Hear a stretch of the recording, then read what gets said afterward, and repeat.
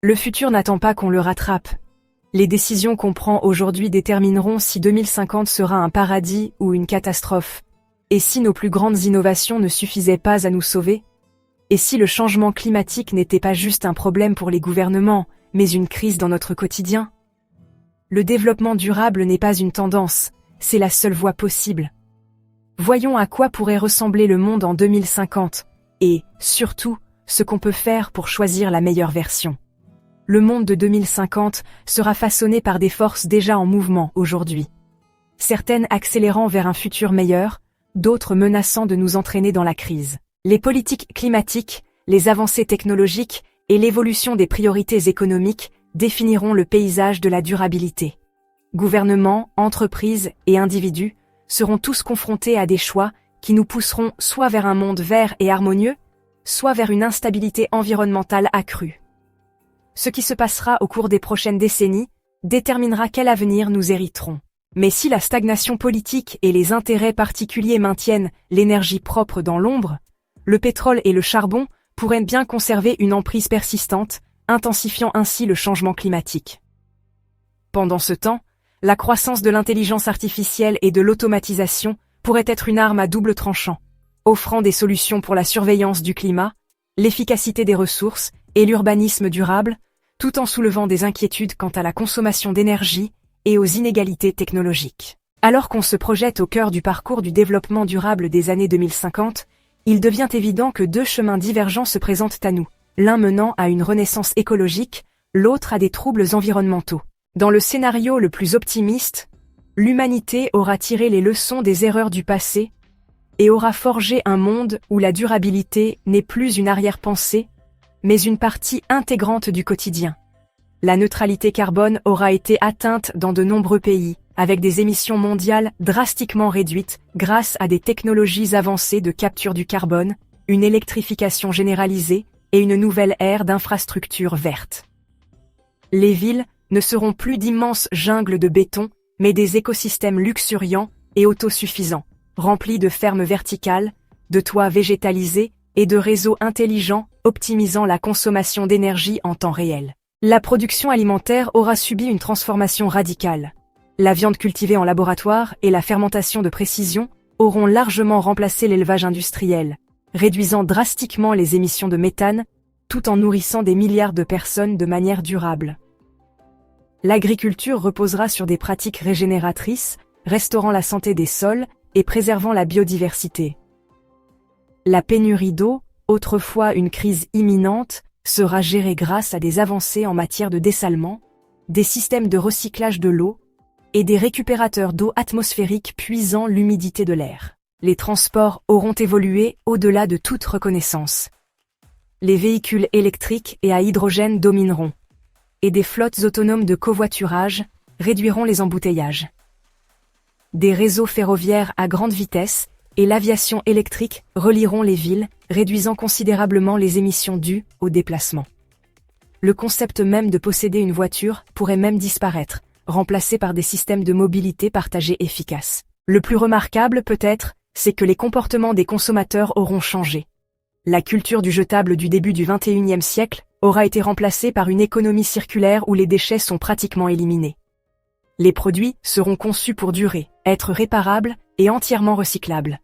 Les gens vivront avec moins, mais apprécieront plus, adoptant le minimalisme non pas comme un sacrifice, mais comme un mode de vie plus épanouissant. C'est un monde où l'économie n'est plus en conflit avec la planète. Les gouvernements et les entreprises auront aligné leurs objectifs de profit sur la durabilité, garantissant que l'innovation verte n'est pas seulement encouragée, mais aussi récompensée. La tarification du carbone et les taxes environnementales auront remodelé les industries, rendant les pratiques polluantes financièrement inenvisageables.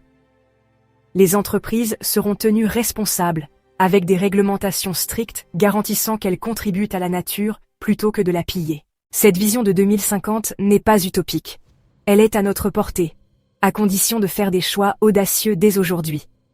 Cependant, le chemin vers ce futur n'est pas garanti, et un autre scénario, plus sombre, pourrait se dérouler si nous n'agissons pas. L'autre vision de 2050 est beaucoup moins optimiste. Si on ne prend pas des mesures décisives, les effets du changement climatique auront pris des proportions incontrôlables. La hausse des températures mondiales aura déclenché des phénomènes météorologiques extrêmes plus fréquents, allant d'ouragans dévastateurs à des sécheresses prolongées. Les villes côtières seront confrontées à des inondations régulières, certaines devenant carrément inhabitables.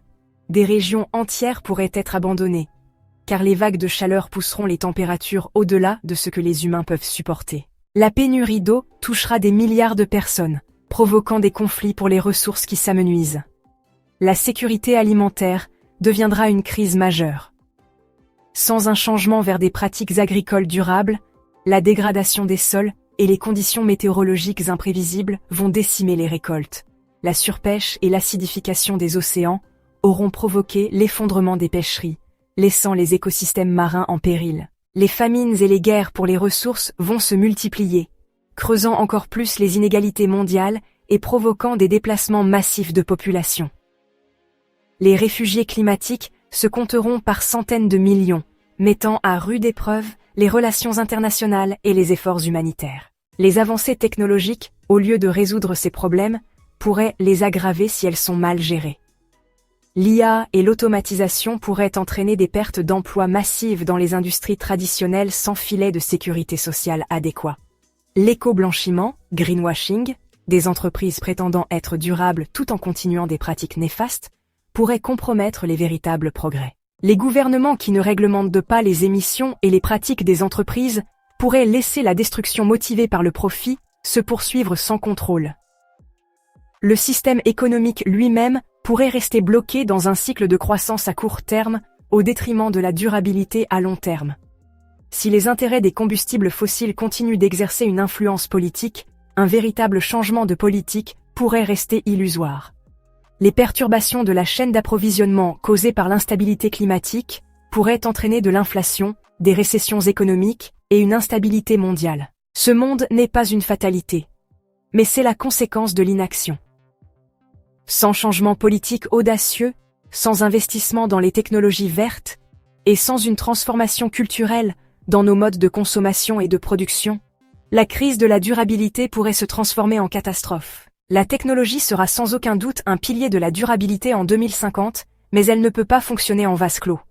La surveillance environnementale pilotée par l'IA, le stockage avancé d'énergie et les percées dans le domaine des matériaux durables vont révolutionner les industries.